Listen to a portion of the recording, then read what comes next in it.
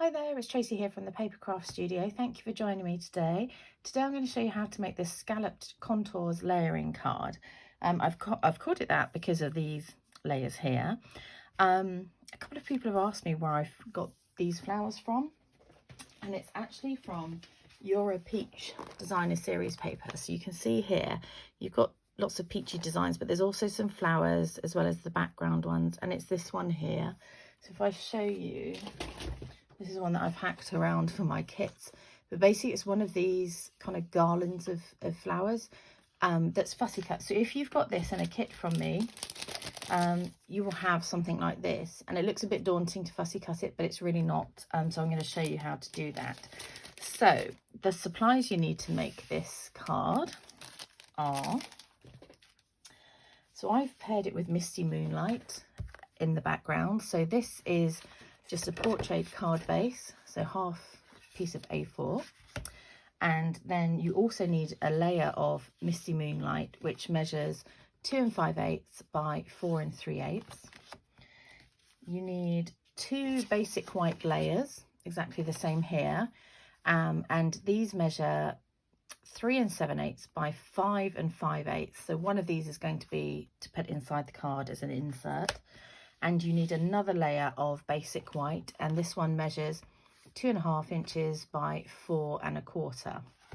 And then I'll just show you these dies. These are one of my favorite sets. So these are called Scalloped Contour dies, and it's this second smallest one here. And I don't know if you can see that detail there. It just cuts. Actually, I'll show you on one of these pieces here. I'll show you on this colour.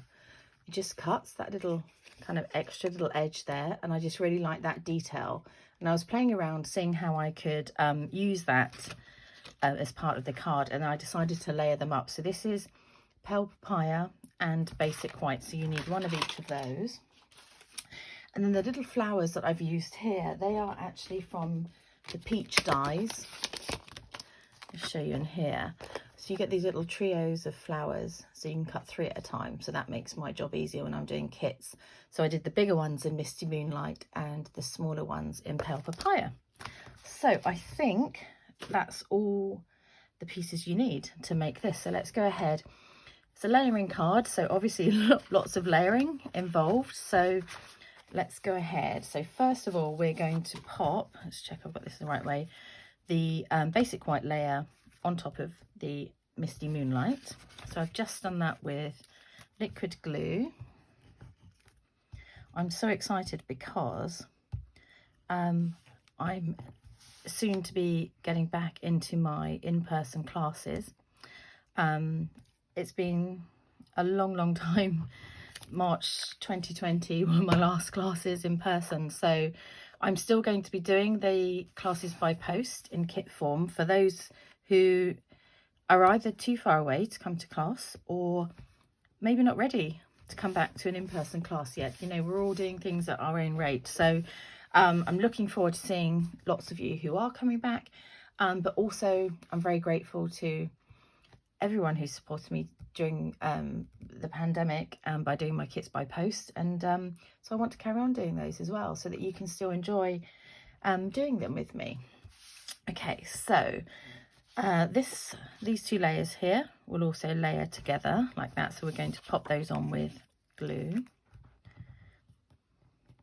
So yeah, I'm doing them in a different venue. I'm doing them in an area in my local pub, which is just for us when we're doing our classes, so we're not going to be interrupted by anyone else. And they do great coffees down there, so you can get yourself a drink to have as we go as well. So it's all worked out really well. Okay, this layer here, I've popped dimensionals on the back to prop it up, so 1 in each corner and 1 in the middle. So school holidays still here in the UK, and so again, filming at night because I'm basically being a taxi for my girls. But it's just so nice that they can actually do something this year in their holidays, because you know, we were on and off lockdown last year, and even when we weren't in lockdown, we were limited to what we could do. So yeah, they're still being nice and safe, but are able to do a little bit more this year. There we go. Okay, so that pops on there. And then, like I say, you've got two of these, one in Pale Papaya and one in Basic White. And I just, you know, I played around with this card for a long time, whether to do it, you know, landscape or portrait, and you could choose. But I didn't even offset them in a kind of even way. It was just, I just liked the way it kind of fell in the end. So you choose if you want to do it slightly differently. But I thought Pale Papaya worked really well as well with the Misty Moonlight. Even though it's not in the colours in the designer series paper that I've used, I just think it works really well together. So I've popped the Pale Papaya one up in that top left corner, and then again with just some liquid glue popped the Basic White one just offset, kind of about there. Okay, so I'm going to go ahead and show you how I fussy cut the flowers. Like I say, it looks really fiddly. It is a little bit, but you can go quite quickly and move the paper, as always, more than the snips. So where you've got some really delicate little stems here, you don't have to go right up to the edge. You can leave a bit of white so that they don't fall apart. And just take your time, trim round. If you lose the odd stem because you've snipped it, nobody knows it was there, so don't worry. So like I say, just move the paper around and work your way around all the flowers.